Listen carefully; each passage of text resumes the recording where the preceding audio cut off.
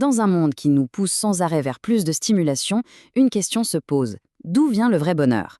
Est-ce que c'est une destination qu'on doit atteindre ou est-ce que c'est plutôt une compétence qu'on peut développer? C'est ce qu'on va explorer aujourd'hui à travers les leçons vraiment surprenantes d'un moine qui a un parcours tout sauf ordinaire.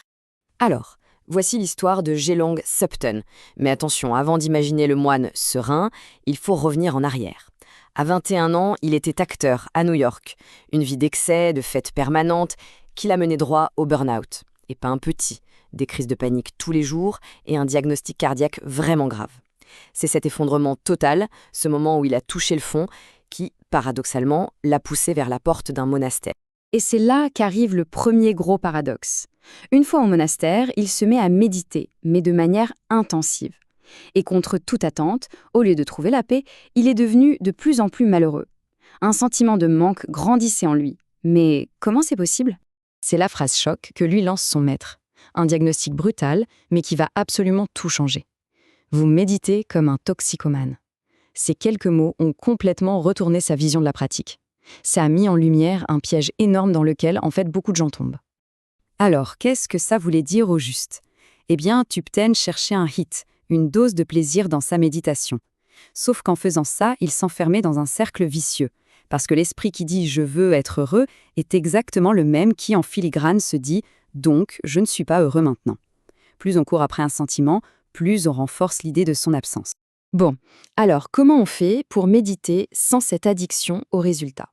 Ça nous amène à déconstruire le plus grand mythe de la méditation, cette fameuse idée qu'il faudrait faire le vide dans sa tête, vider son esprit. Et là, il y a une métaphore qui est vraiment géniale. L'esprit est comme le ciel, immense, immuable, toujours là. Les pensées, les émotions, eh bien elles sont comme les nuages ou la météo. Elles passent, elles peuvent être très intenses, un véritable orage même, mais elles ne peuvent jamais, au grand jamais, abîmer le ciel. Le but, ce n'est donc pas de faire la chasse aux nuages, mais de réaliser qu'en est le ciel. Et voici le changement de perspective le plus important, la vraie clé. Quand on médite et qu'on se rend compte qu'on était parti dans ses pensées, ce n'est pas un échec. C'est un moment de succès. C'est l'instant précis où on a repris conscience. C'est l'étincelle de la pratique. C'est ça, le vrai entraînement. Du coup, la méditation se résume à un cycle tout simple, en 3 temps. 1. Respirer. On porte son attention sur le souffle.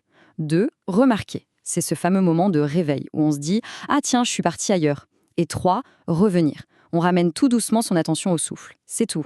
Respirer, remarquer, revenir. La distraction n'est plus l'ennemi. Au contraire, c'est elle qui nous donne l'occasion de nous exercer à revenir. Et ça nous mène à ce concept vraiment libérateur, l'art de mal méditer. L'idée, c'est de laisser tomber toute cette pression de la perfection. Au lieu de se battre contre ses pensées, de leur faire la guerre, on les accueille, avec un amour inconditionnel. On laisse l'esprit faire sa vie, on le remarque et on le ramène, mais avec une immense douceur. C'est de la compassion en action, envers soi-même. Maintenant qu'on a vu la technique, le comment, passons au véritable carburant, au moteur de toute cette pratique, la compassion. Et ce n'est pas juste un vague sentiment, c'est une intention, une démarche active. Il y a une technique toute simple pour ça, qu'ils appellent le bookending, l'encadrement. On commence chaque session de méditation avec une intention, que cette pratique puisse être bénéfique pour les autres. Et on la termine en dédiant les bienfaits de la séance au bien-être de tous. Ce simple geste transforme une pratique qui pourrait être solitaire en un véritable acte de connexion au monde. Et ce qui est fascinant, c'est que la science le confirme. L'empathie et la compassion activent des zones complètement différentes du cerveau. L'empathie, c'est un peu un miroir. On ressent la douleur de l'autre, ce qui peut nous épuiser, nous mener à la détresse. La compassion, elle, active le cortex moteur. Elle transforme le sentiment en une énergie constructive, en une envie d'aider, de passer à l'action. Bon, mais comment on fait pour que tout ça ne reste pas juste sur un coussin de méditation? Comment on intègre ça concrètement dans le chaos de la vie de tous les jours? La clé, en fait, ce n'est pas de faire une longue séance une fois de temps en temps, mais d'injecter des micro-moments de pleine conscience tout au long de la journée. C'est l'approche du goutte à goutte.